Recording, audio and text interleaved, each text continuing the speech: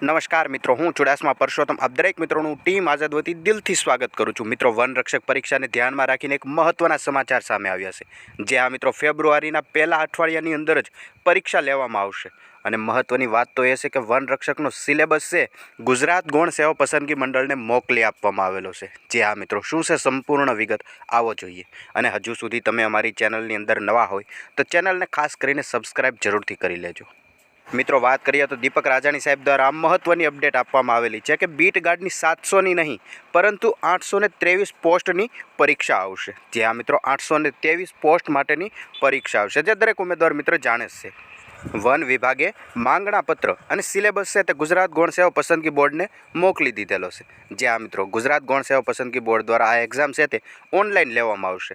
એટલે વન વિભાગે સિલેબસ છે તે ગુજરાત ગૌણ સેવા પસંદગી બોર્ડને મોકલી દીધો છે। ફેબ્રુઆરીના પ્રથમ સપ્તાહમાં પરીક્ષાનો પ્રારંભ થશે।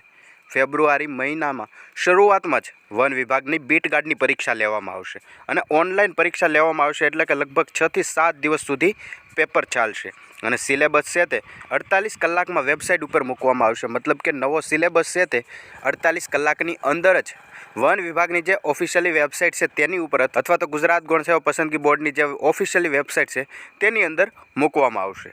આવી માહિતી છે તે દીપક રાજાણી સાહેબ દ્વારા પોતાના ટ્વિટર એકાઉન્ટના મારફતે મળેલી છે।